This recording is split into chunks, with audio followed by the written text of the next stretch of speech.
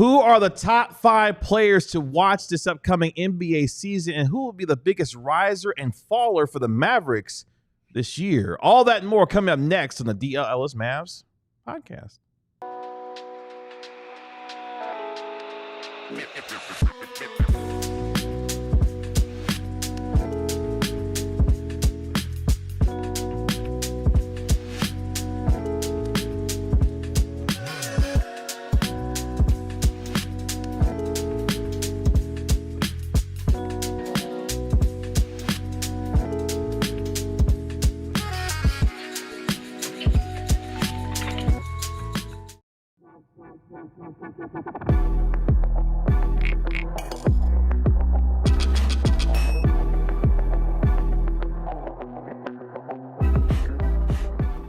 Hey, what's up, DLLS Mavs Nation? It's your man, Kevin Gray, alongside Mavericks beat writer Tim Cato, Mavericks analyst Bobby Curl. We, of course, are DLLS Mavs, your favorite guys, covering your favorite team. Just days away from our 1-year anniversary here at DLLS Sports. Who will be the biggest risers and fallers for your Mavericks this year? Plus, top 5 NBA players that we want to watch this year. And we'll continue our movie club review with Uncut Gems a little bit later on in our show on this fantastic Friday, as my daughter dubbed it when I took her to school this morning. Tim Cato, what's going fabulous on? Fabulous Friday would have worked. Or Freaky. That one has already been taken. Have you seen Freakier Friday? No. Did you know there was a Freakier Friday movie out? Yes, I did. No. Okay. You didn't know? Is it freaky? Well, no. You've seen Freaky Friday, right? No. It's got... I haven't seen Freaky Friday. I think I have seen Freaky Friday. Well, it's many years ago. It's another one. Yeah, I heard it's really bad. Lindsay Lohan. I mean, yeah, I heard it's really, really bad. Nostalgia movie, I guess, to keep going. I mean, everything is branded IPs, brother. Our original movies are out. Tim is here to tell you why your movie sucks. Well, I do have a take when it comes to movies, just in general. Everything doesn't need to have a sequel. Every movie doesn't have to have a sequel. Like, if there's if we can't do a sequel for Freaky Friday, then what are we doing? My point is, like, there are some that deserve it. There's some that don't. Like, for example, The Hangover did not need a sequel. I could have done just fine without Hangover 2 or 3. The Hangover by itself as a standalone film was fantastic. What about Lord of the Rings?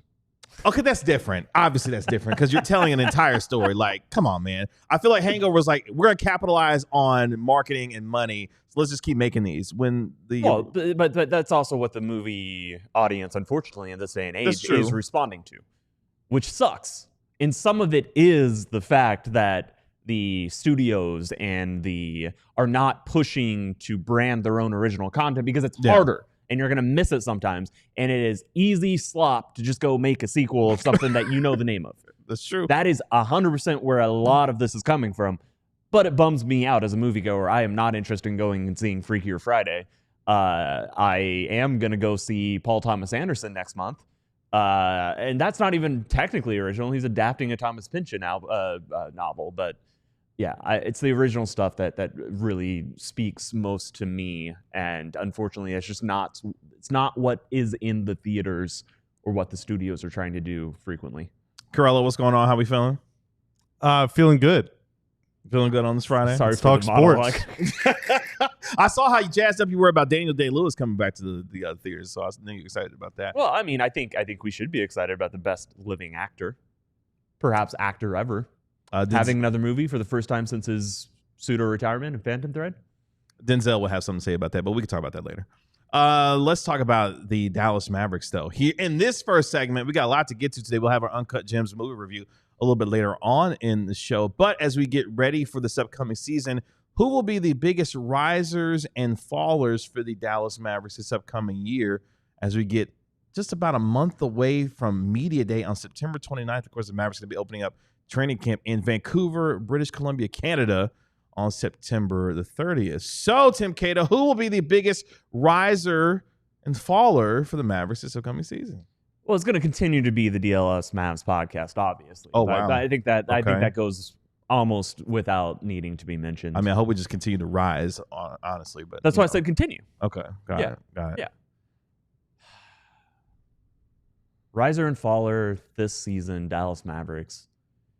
I mean, I don't know how I say anybody other than Cooper Flagg as the riser. I mean, of course he's the riser. I mean, how I get that he's expected to rise, that nobody, everybody would be shocked if he did anything other than rise, but this is his rookie season. This is his chance to go rise and, to plant his flag, about how good of a player he's going to be, like, from the jump.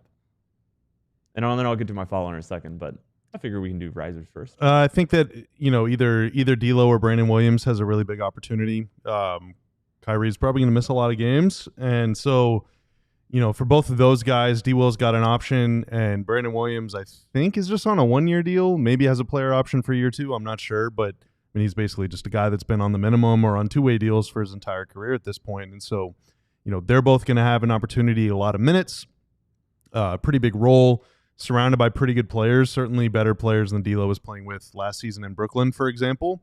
And so, this is a really big opportunity for those guys to, build their reputation, build their standing in the league, or in D'Lo's case, maybe sort of rebuild his reputation as a guy that can contribute to winning and all those things, and also make them a whole lot of money if they play really well. And so I would say one of those two guys. Yeah, both of them are in line for Bucks. Both of them are playing for Bucks this year. Not the team. Oh, that's true. Not Milwaukee Bucks. No, not at all. Playing for American Bucks. I'm gonna actually go with D'Angelo Russell in this case, because we started to mention a little bit. If things go really well for D'Lo this year, he won't be on this roster going into the 26-27 season, which I think will be okay, because he will have played himself somewhere else where he can make the kind of money that will allow him to kind of get out of journeyman status, which he really is at this point in his career. So he's got a real opportunity, especially while Kyrie Irving is out, to help stem the tide until he gets back, but also prove that he can remain in this league beyond this year and what he is capable of to go help someone else maybe next year as a part of their roster. So D'Angelo Russell, I think, has a chance to rise quite a bit, because he has really no choice at this stage in his career, 29, almost 30 years old, to do nothing but rise, because if he doesn't, we may be looking at one of the last chances he has in this league to be able to prove that he is a stable commodity for a team potentially going forward. With that being said, then who's the biggest potential faller for this team this upcoming season? I mean, just by role and opportunity that can be given to him, PJ Washington comes to mind. We've talked about him plenty, but he was a starter on a team that was in the NBA Finals, not much longer than a calendar year ago, and now he's going to be coming off the bench, and he's going to have, his starting role, his starting spot is being replaced by an 18-year-old, and that is 100% what should happen.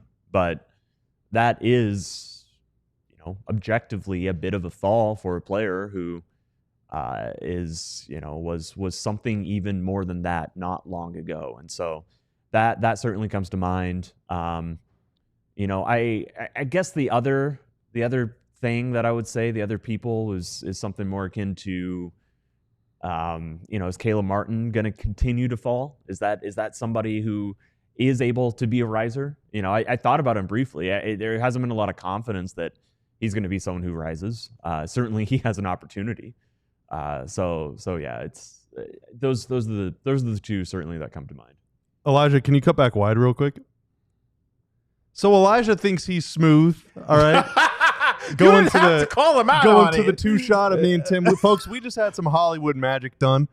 Elijah cut to Tim and me. Elijah's filling in for Tanner today, and literally crawled to not be in the shot to fix something under the table. So Elijah, thank you for your hard work, and the shot looks better now. But yeah, no, I had to explain why. I was transfixed by what you were doing, so I was like just kind of looking, and then I looked up and realized, oh, it's just very close on me right now, so I do need to explain myself. So my own lack of attention led to this. But anyway, Elijah, Prophet is a riser. He is definitely a riser. That's right. Big riser. Big riser. Big riser. That's right. Tanner, the biggest faller. Damn. All right. Tanner skipped 2 shows this week.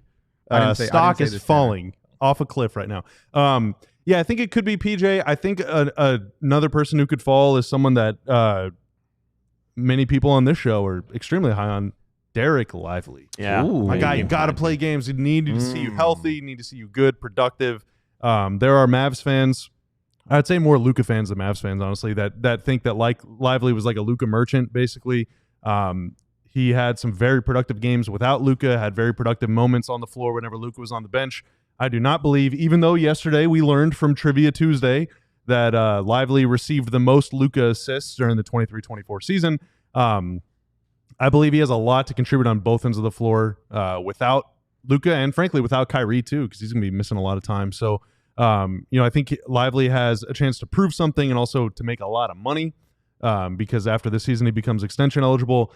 But, if he suffers from injuries or proves not to be as productive, without elite guards kind of serving him up lobs and good looks down low, that could hurt his standing heading into those negotiations because, he at this point in his career, he's only played, I said the number yesterday, I forget what it is, like 91 games, I think, in his career, and he's averaged less than 24 minutes a game. So, like, he's got to get on the floor, got to produce, got to be able to stay healthy, and, that should set not only him up, but, like, his kids up for the rest of their lives. If Lively is a riser, if he is healthy, if he is on the court a lot, there's a really real scenario that Anthony Davis is still going to play some 5, and Daniel Gafford goes weeks playing 20 minutes or fewer, like averaging something like 15 to 20 minutes a night.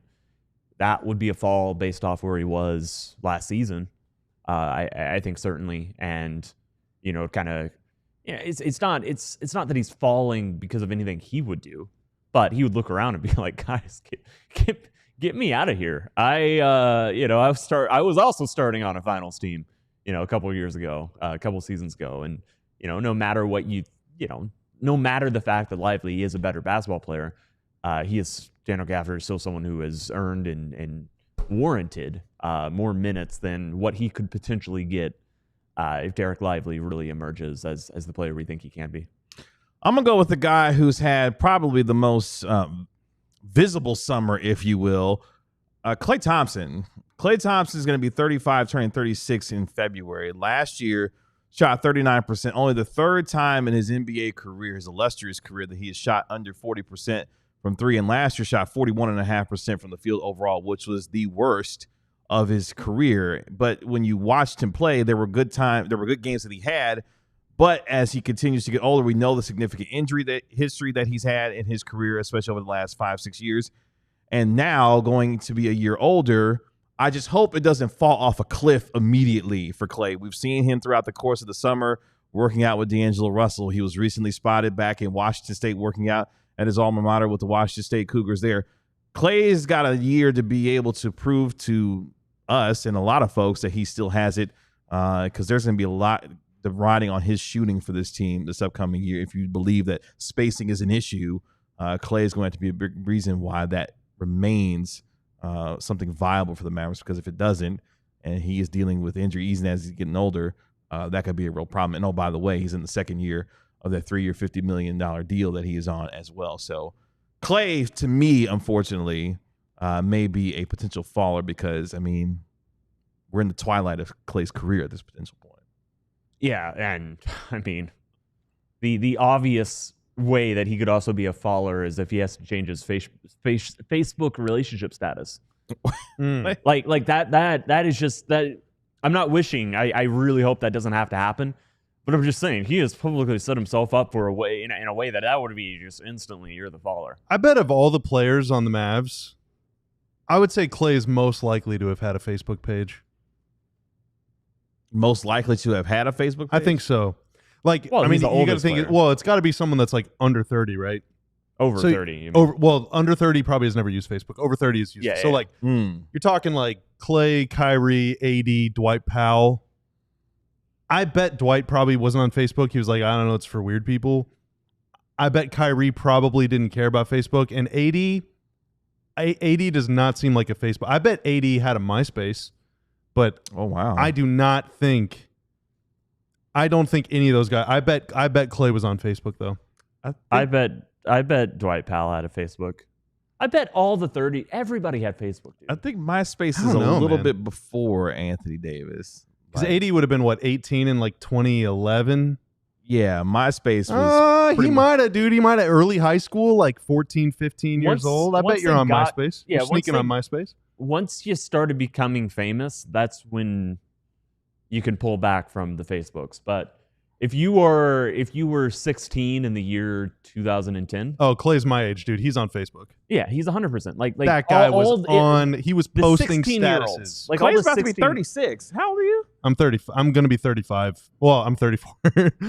I will be 35 one day. But yeah, Yeah. I'm 34 right now. Yeah, so will I. believe Yeah, it but or so not. like Clay is of my Yeah, of he's our in your generation. range. Flagg's Yeah, going to be like, 35 one day too. everyone That's is on. Everyone was on. well, Facebook I mean, I back guess we then. don't know that for Like once you didn't have to Some have people. that .edu email address, Mm. people were flocking to the book. All right, Mm.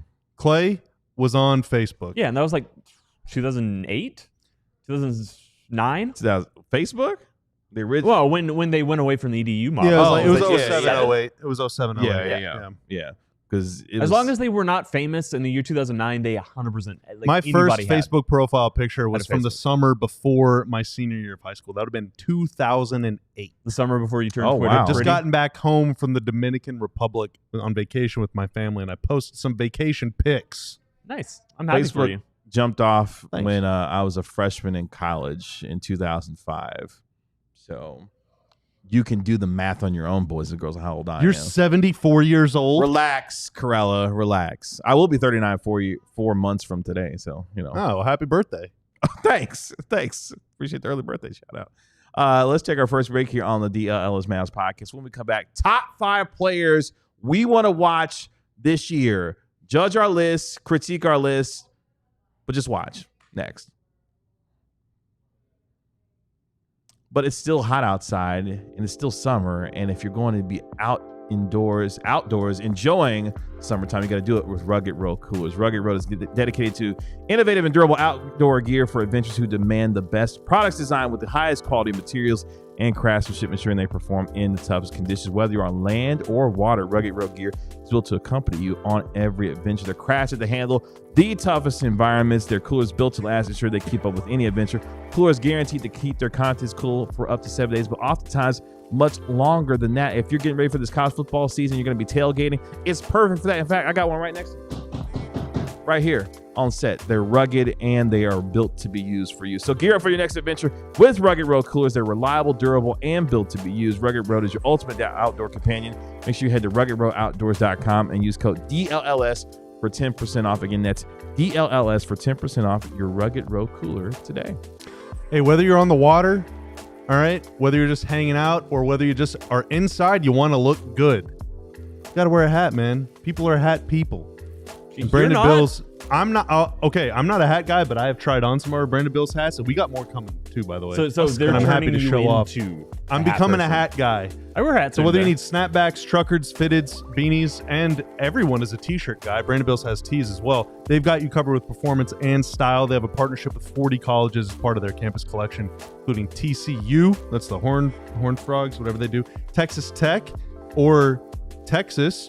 Okay, and if you want to make some custom stuff, well, you can get with their design team, start your order with them, and they will help you create the exact custom apparel you need.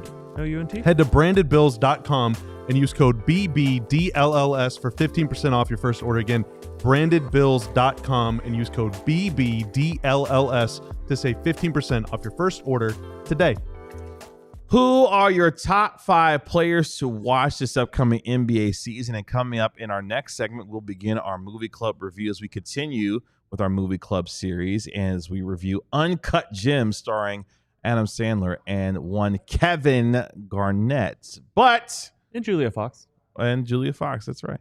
Yeah. But before we get there, let's talk about who we want to watch this upcoming season. If you're new here, make sure you subscribe to DLLS Sports. 367 subs. We are just 367 subscribers away from reaching the magical 30K mark, which we are hoping to reach by Tuesday when we celebrate our 1-year anniversary here at DLLS Sports. So again, less than 375 subscribers away from reaching 30K. Make sure you subscribe. Why am I being silenced while you're here? What are you talking about? from that little graphic? You were in there. Wait, was I? Yes, Yes. you're in there. I didn't see myself. You're literally right there next okay. to Sam I see myself now. and next to Jeff. I couldn't find myself. Good gracious. Well, find yourself before the end of the show. Okay. Uh, sir. Before Whatever we get you say, to boss. this is one to your right.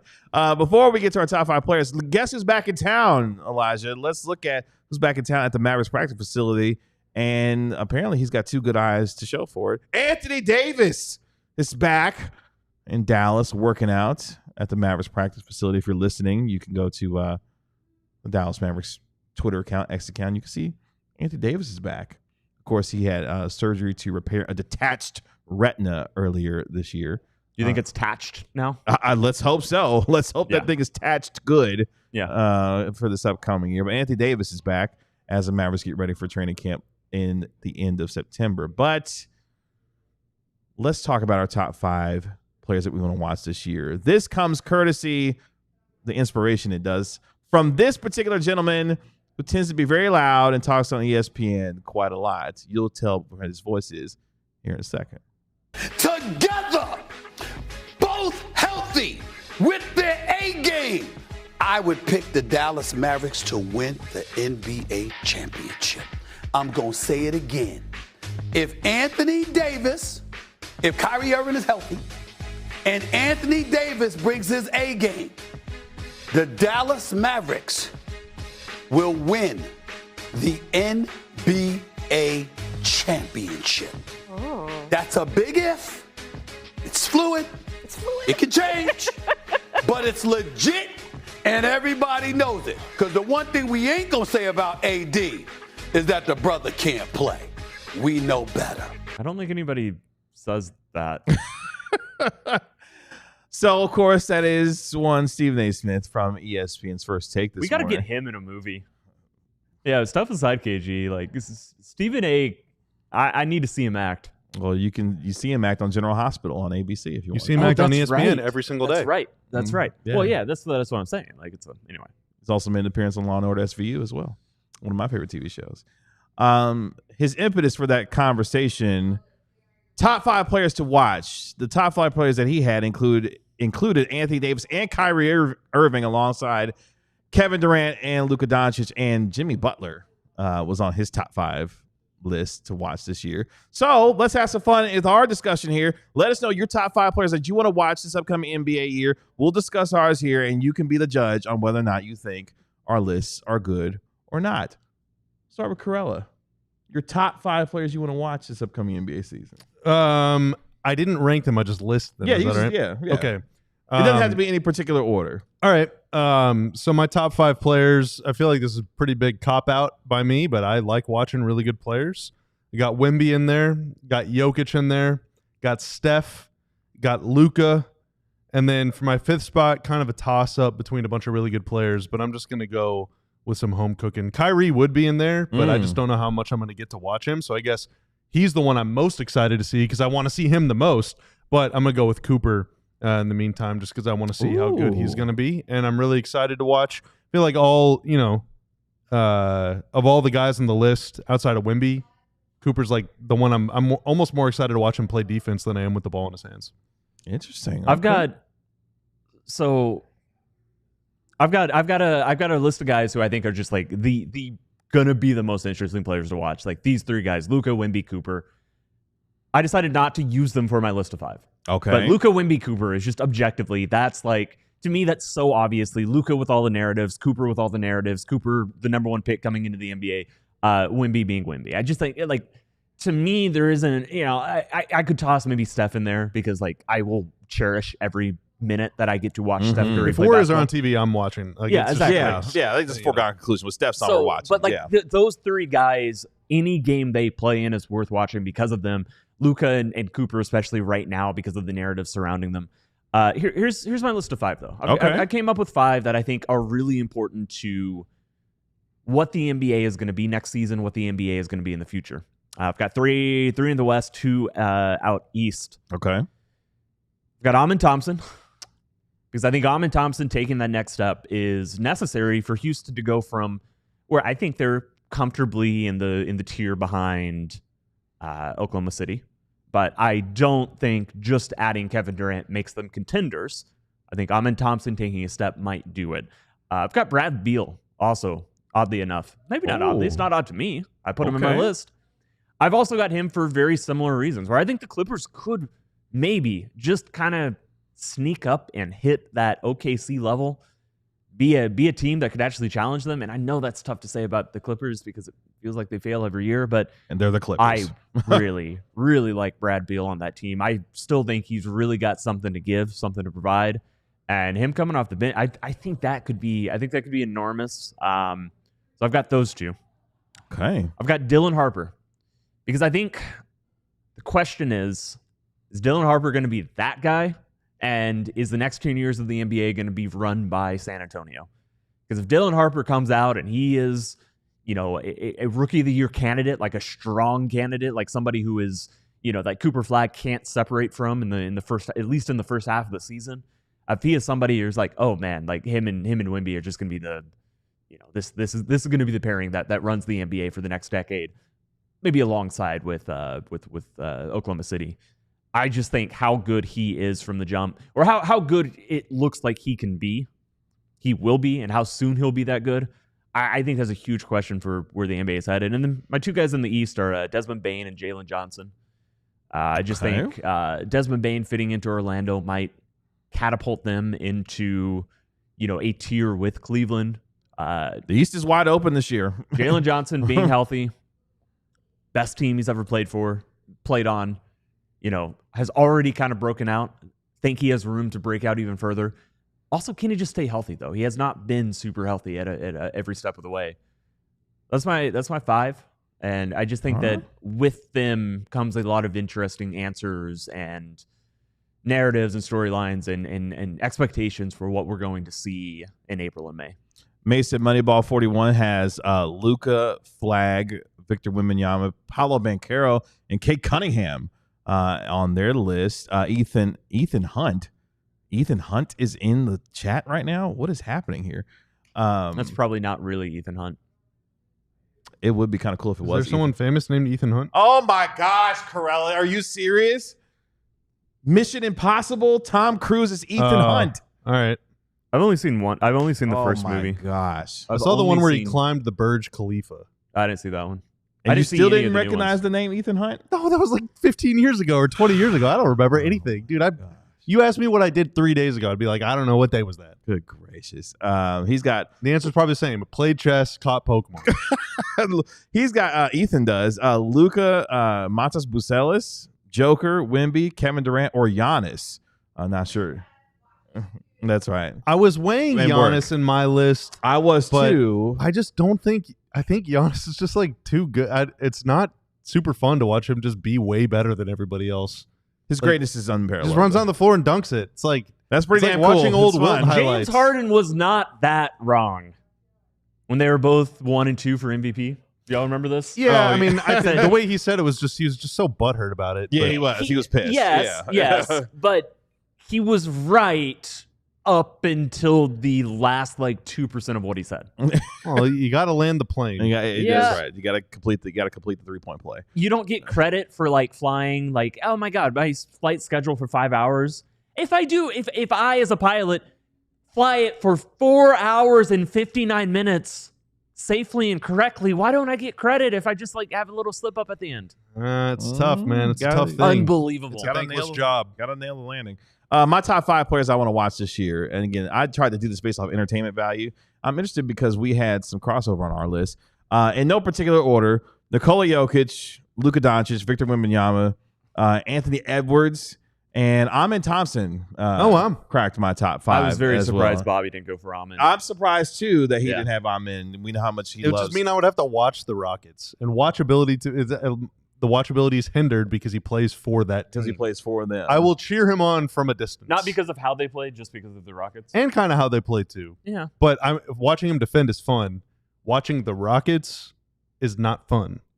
They're the rivals. They are the ops. We all hate the Rockets. Yeah, they're right? op. They're op now. Or they've always been the op. But Elijah, particularly how you feel about the Rockets? I mean, they have KD now, so their watchability has gone up.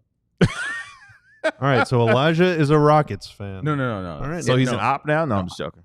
I mean, your days, buddy. They're going to be one of the most intriguing teams to watch because, as we mentioned, Kevin Durant is on that team, but Amen Thompson is a demon on the defensive end. Him in the open floor with his athleticism is something that I love to watch every time he's out on the floor. But yeah, Anthony Edwards, Y'all know how I feel. I think he's box office. Wembanyama is just a freak of nature. Hopefully he stays healthy so that we can see his greatness all year long. And then, of course, Jokic and Luka.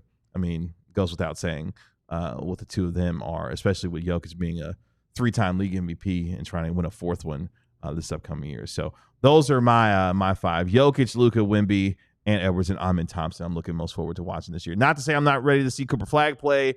Obviously, Anthony Davis, Kyrie Irving once he comes back. But when I turn on the television this year, watching NBA games at 10 p.m. Central Standard Time, and Adam Silver, those are the guys I want to watch this upcoming year.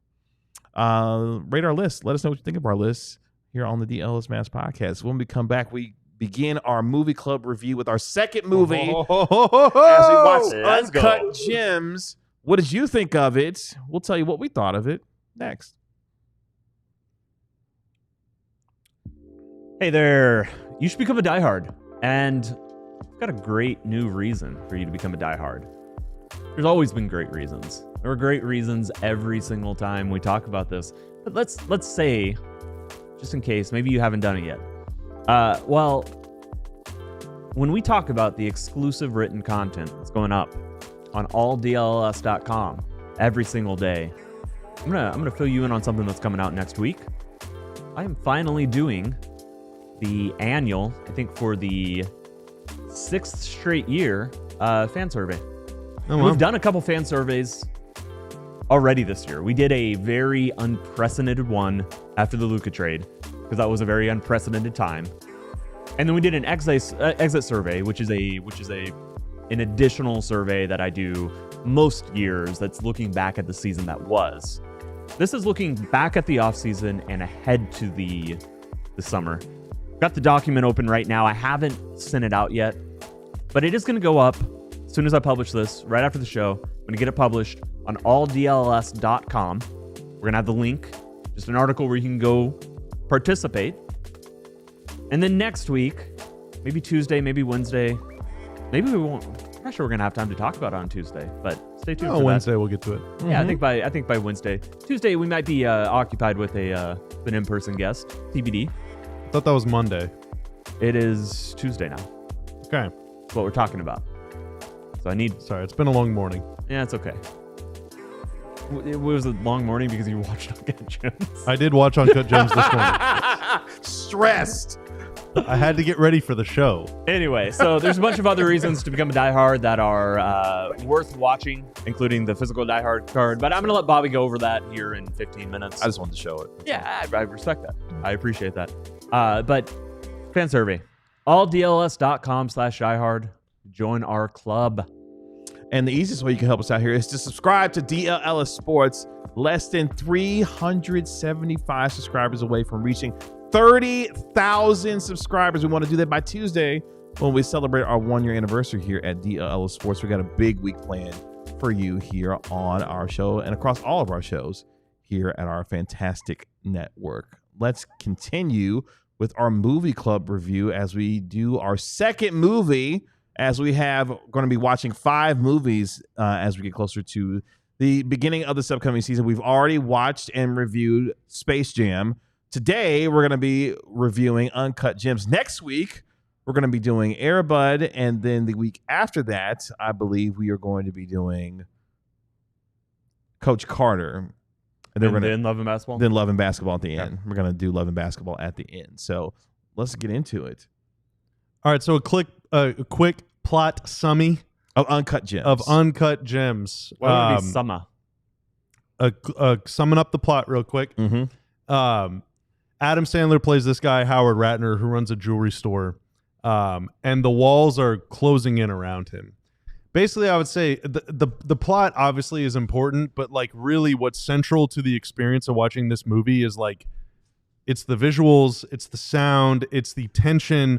The whole movie is just like you're not like scared or frightened, but you're just uneasy. It's anxiety. Yeah. It's just he's stressed out. There's always people yelling. He's being followed and chased by mobsters. He owes money to someone in his family. He owes them a lot of money. He owes a lot of people He money. smuggles this gem out of Ethiopia into the United States and is trying to scam Kevin Garnett. He thinks it's worth like more than $1 million. It's actually not. It's worth like 10% of what he thought it was worth. he owes all of these people money because he's a gambling degenerate. If you are addicted to gambling, please seek help because that is a serious issue. And so the whole movie is just him trying to weasel out of the situation he created for himself. His marriage is falling apart. He's got a girlfriend on the side. He's having an affair on his wife, and that thing is falling apart too. It's all bad. His coworker quits. His business associate is siding with KG over him. Like there's a lot of tension and anxiety and issues and problems, and not a lot of time to solve it. And at the end, spoiler alert, just when you think he's solved it, it gets even worse. So this movie is kind of like a Murphy's Law, but also it's just like water torture, or like your headphones are too loud and you can't turn them down. Like it's just the whole movie is just uncomfortable. I think so. It's about basketball. That's the non-spoiler summary. I don't think we're going out of our way to try to spoil this movie, but I'm just gonna say right now, it's been out for 6 years, so it's been out for a while. Yeah. From this point on, we cannot promise that we're not going to talk about spoilers, because to talk about this movie for 30 minutes, like you just got to talk about some like very important things that happen in the plot. I think it's fair to say at this point. Yeah, you don't got to give the disclaimer. I think people know. Yeah. So just a heads up. So I watched this movie, I believe, in theaters back in 2019, and I had not revisited up until last night since I did, and I remember it being a very good movie, a movie I really enjoyed. But I wasn't in a movie watching era really at the time, and 6 years is a long time, and I couldn't remember how well or not it was going to age. I knew I was going to like it again on rewatch. I knew it was a good movie. Yeah, that might just be the best movie ever made. Oh my God, Uncut Gems. The best movie ever made. Best movie ever made? It's not. It's hyperbole. Oh. There is not a wasted minute in that entire film. There are so many things that just stuck out to me. Just a stunning movie. Just it goes absolutely bonkers the entire time. I've been watching a lot of movies that like are over 2 hours of late, and trust me, I love a tight 90, and I think a lot of movies that go over should be a tight 90, but I did not feel for a moment that this movie was dragging. And a lot of it's the camera work, like to build that anxiety. It's the like the camera crops the face to like right here. And you're just, and then it doesn't just pan, like Wes Anderson is known for like panning on like 90-degree angles, and everything is like very sharp and smooth and everything. No, it's not doing like found film, like Paranormal Activity or something like that. But that camera is unpredictable. That camera is jerking around a little bit. It's obviously shot on film, and it provides a graininess. But even the showroom, like the bright fluorescent lights, like everything about it is giving, like just building the sense of anxiety and the sense of oh my God, like we're stuck with this guy. We're feeling everything that he feels. And I thought one of the, not the coda, but one of the scenes, where Adam Sandler breaks down, he's like, "Oh my God, nothing goes right for me." Like, first off, one of his after his girlfriend shows the tattoo that she got on her butt of his name shortened to Howie, and that's after he gets in a fight with The Weeknd. Yeah, that's right, exactly. And he says when Julia Fox says it, "Now you can't get buried with me." Oh my gosh. Not the funniest line of the movie. I can't say what the funniest line of the movie is. But oh my God, what an underrated joke. Very Lynchian, like to open in the way it did. To open with the camera panning through the inside of the gym, and then for it to turn into what it did, a colonoscopy. We can say that. Yeah. And then so like you're literally the camera. It's obviously CGI effects, but very Lynchian to like go through the inside of this gym that is the titular gym of the movie. And then all of a sudden it's like I'm halfway through and I'm like, wait, now I think they're suggesting like inside of the body, like a birth rebirth thing. And then I'm like, oh God, yeah, no, this is the inside of his body. And it comes out. They do that twice. They do that at the end of the movie as well. Yes. I thought that really worked for me. Yeah, I thought this was a stunning movie that just like bops. It just slaps. All right, so I guess I'm gonna be that guy. You're the one, KG, that has not seen this movie among Elijah. You've also seen it before, right? I have.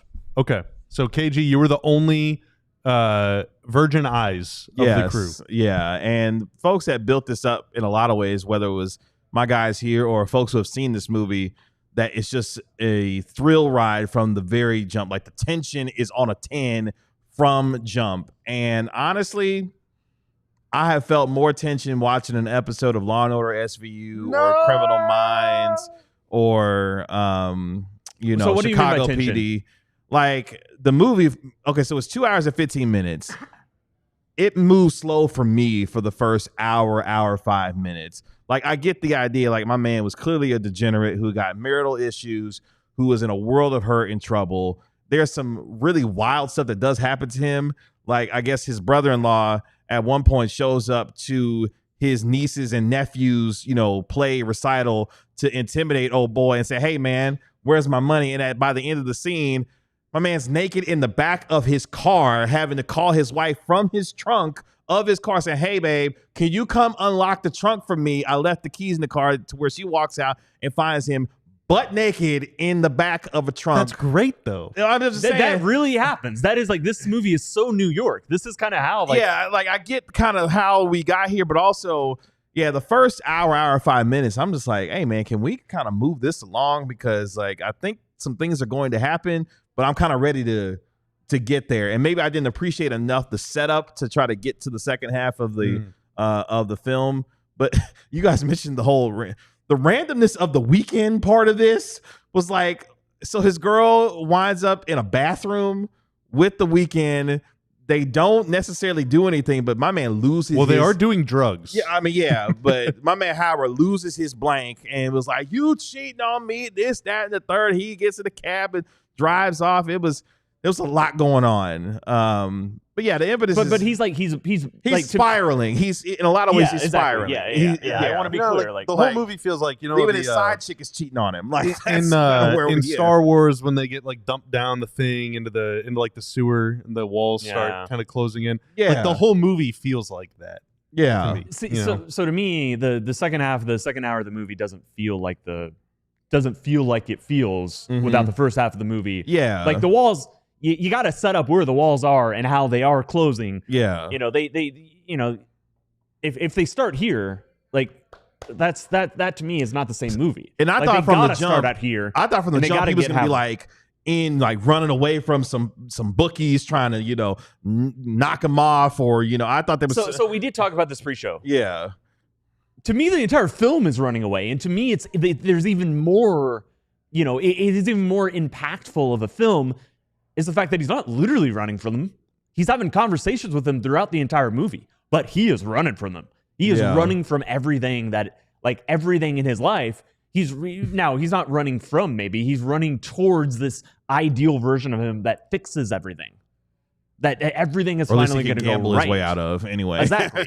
And he's an addict, and you know, like he's clearly not well. It's just like I really like that the whole movie is about, and we're going to talk about it more in the next segment too, but we can maybe take an early break after this, but it's just a movie about a dirtbag, and he's surrounded by dirtbags. Like, they're all just bad. This is a movie about bad people, you know, except for Kevin Garnett, but Kevin Garnett does take part. Well, I was thoroughly impressed with in the film. Great honestly. acting. I thought he was great in the film. He does actually. indirectly take part in a gambling scandal. Correct. During a playoff series, including in Game 7. I will say the Boston is slight dirtbag energy. Boston is playing Philly, and he's in New York every day. Every day. I did Some like shady practices going on. Granted, you know, that's it's just a quick plane flight. But no, it's a throughout the you don't movie. think he takes the Acela? Throughout the movie, there's moments where it's like they're trying to trick you into rooting for Adam Sandler, or they're trying to trick you into rooting for someone. You know, and it's like I want them all to win, but I also want them all to lose. But like, it's fun, it's cool. I don't know. It's just like the whole thing is just a big psychological magic trick. Big victory for superstition, big victory for fears, big victory for pawn shops. I thought pawn shops were really well represented in this movie. I actually did some researching on what pawning is. Like, I don't know what pawning is and collateral and all that. Like, I learned a lot. The idea that my man took KG's 2008 championship ring is like, hey, I'm gonna let you borrow this. Let me have the cash. I'm gonna come back and get this. at the end of the week. It's like, hey, yo, man, like you gotta relax. He's desperate. Like that's what I'm saying. Like the whole theme is like desperation the entire time to the point where he's taking KG's very valuable championship ring. It's like, yeah, but he gave it. That's fair. That's fair. He gave him the stone, the gem. KG had the gem, which is funny because he did not want to give up that stone at all. He's like, no, I'm not. You can't have this.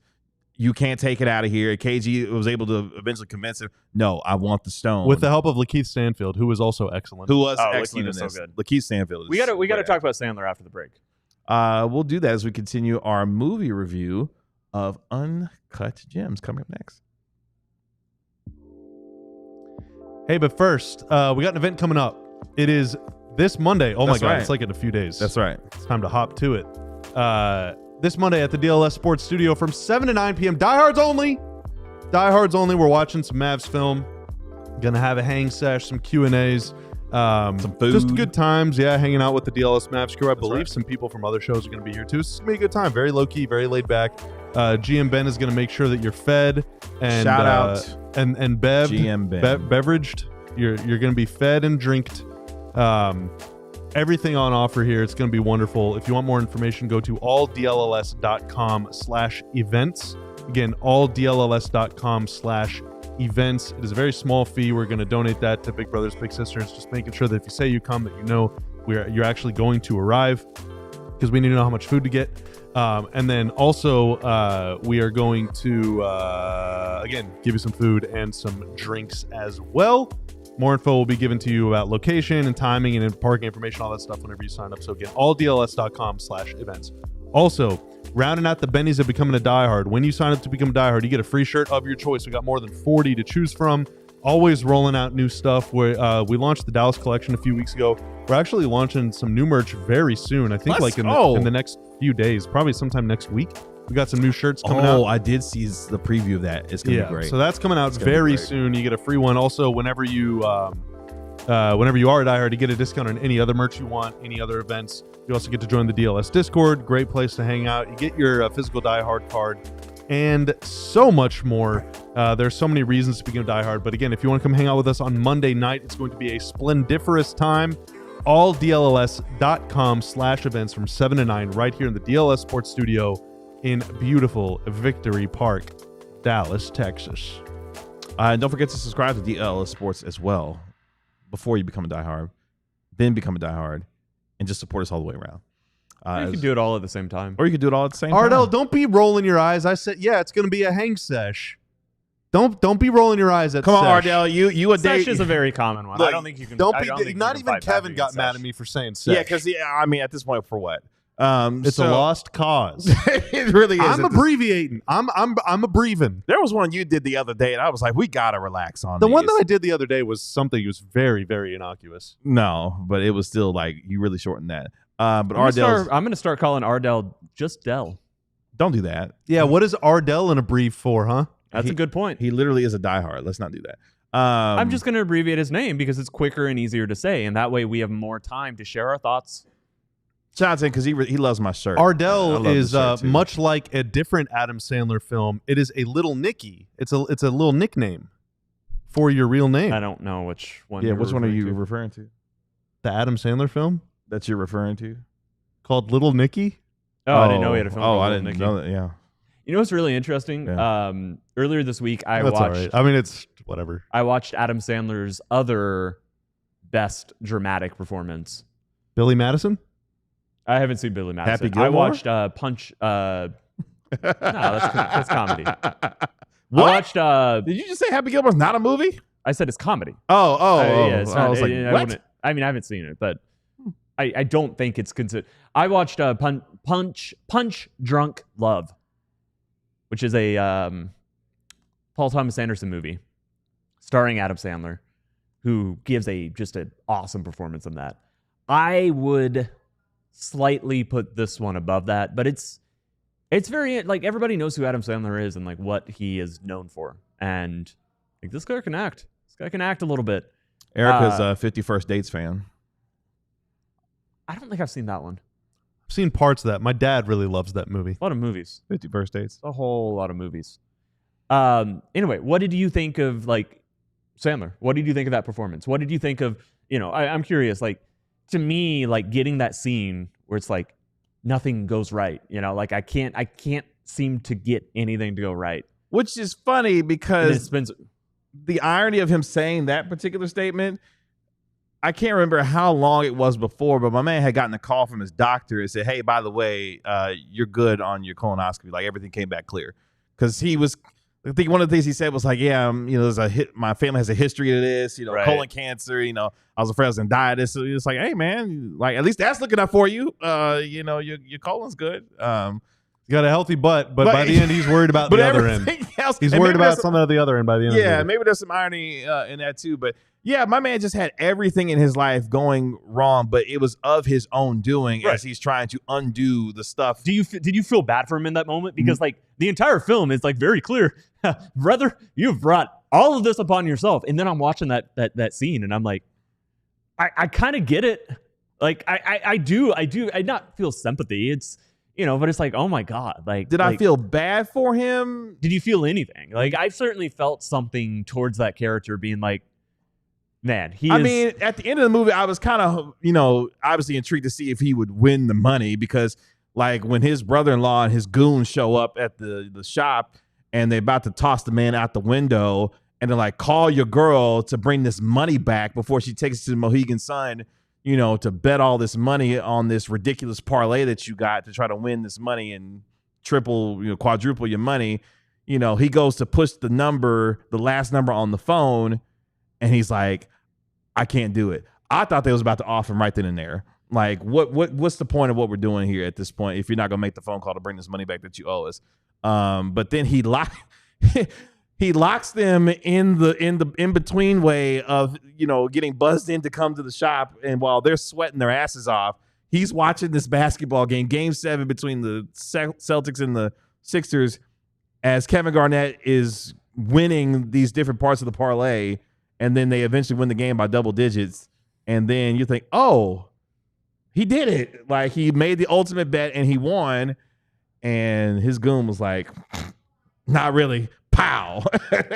He's and then takes care of his boss too. And then he shot his boss too. Yeah, his boss had it coming because these 3 guys are trapped in this little vestibule, this little like entryway, and it's barely enough for 3 people to sit down. So like they're sweating, they're probably running low on oxygen, and the boss Arno gets the bright idea to light up a cig, and he's just ripping a cigarette in that little tiny 8 square foot vestibule where there's already like hardly any air at all. I would have taken care of that dude in there. I wouldn't have even let him get in the gem store.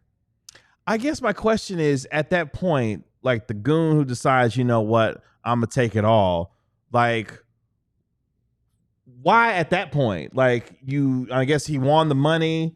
Like, why didn't you do this earlier? If you felt you was big, bad, and bold enough to off your boss, like you should have took care of this a long time ago. Because they're at their wits' end. Yeah. I mean, they're probably hallucinating in that room. I mean, they've had enough. It's I think it's a lot, and also it's not even. They seemed cool working for him earlier in the. I don't film. think that was they his essentially boss, got for kidnapped. They were getting detained. Like I think Arlo had a partnership with another guy. Like those were 2 different. I don't think it was a boss relationship per se. But yeah, I mean, it was obviously like I don't know. I hadn't even thought about the exact motivation there because that's not. Dude, you're pissed off. They got kidnapped. They were stuck in a room for 3 hours. It made sense to me. Like it didn't faze me. But like, why was you upset enough at that point to finally like off both of them? But the choice of that happening was not about that storyline. It was about the Adam Sandler storyline. Yeah, and it was about when things finally went right. He pushed everybody in his life to a point that it all fell apart. I mean, that was the moment where Sandler was good. The original question, Sandler was good in the film. Like the character that he played, like my man was wilding the entire time. Like in every area of his life was going absolute haywire, and you could feel that as you're watching the movie because Idina Menzel, who plays his wife, she was pissed at him the whole time.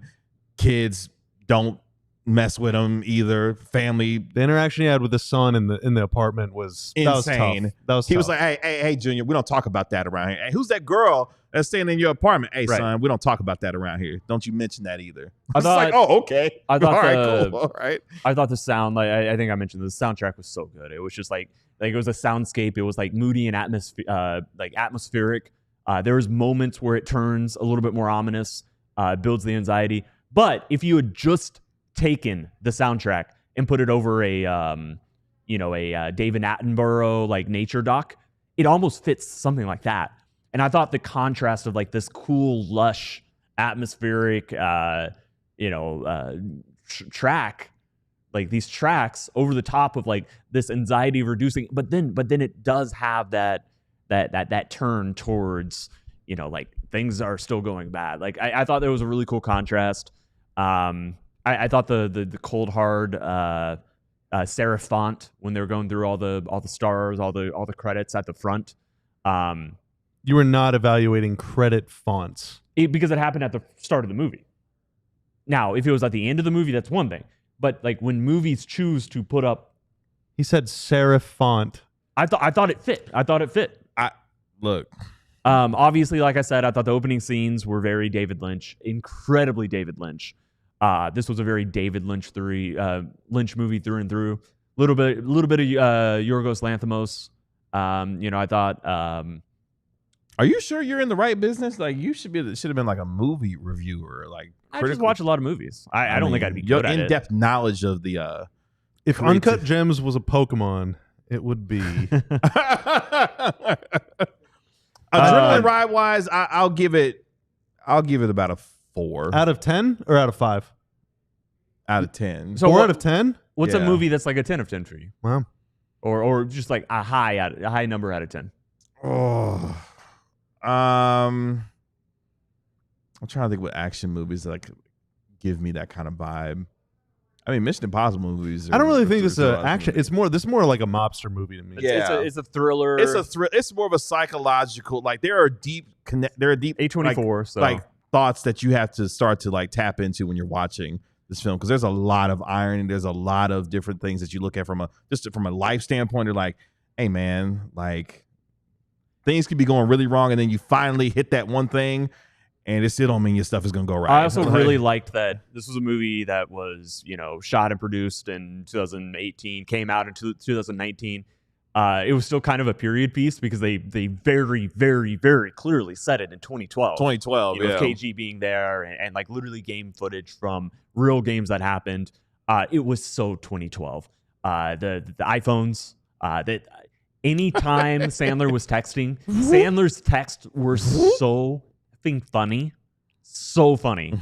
Like if you pause, like the way that he was screaming at Lakeith Stanfield, I'm blanking on the character name. Damani, thank you. I was trying to say Dimitri. I knew that wasn't right. Like just if you paused and looked at like what he was sending, just like spot on to the personality. So like there was like typos like and things like that, and it's just like, this character would text just like that. They absolutely did not have the credentials to get into the practice facility. That they played. What that did one Damani say to get back there?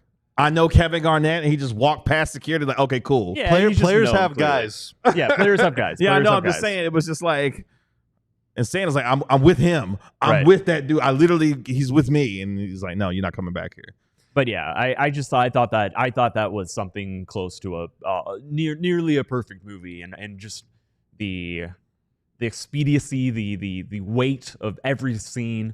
I thought there was no point where I got like I lost focus and kind of tuned out.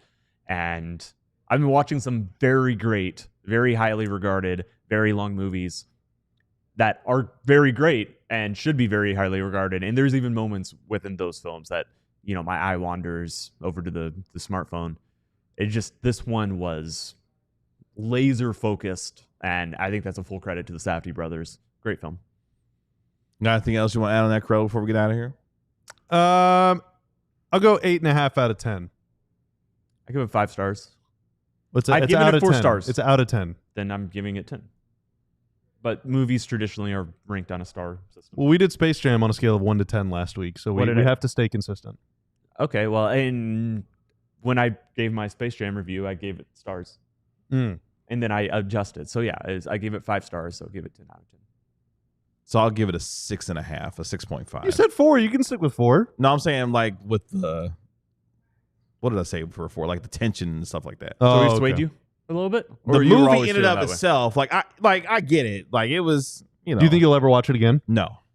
That's a one and It is done. kind of a one and done Yeah, it's a sort one of and done. thing. Yeah. I've watched it twice now. The second time, I felt differently than the first time, obviously, because the first time I'm just like, oh my god. Yeah. Second time, I kind of knew what was happening, but Yeah. Elijah, one and done for you on that. Have you seen Uncut Gems since then? The first time you watched it?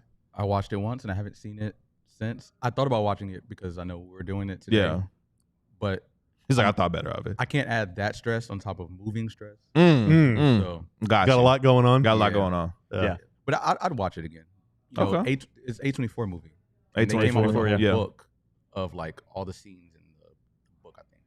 Oh, okay. I mean, Yeah, from the they do movie. that. Yeah. Yeah. It was, that's cool. So I'd probably watch it to try to, Nice. make the connections or whatever. But I'm kind of like Tim, like a film person. So Okay. it's cool. You know, a couple of nerds. They're not cool guys like you and me, Kevin. I guess not.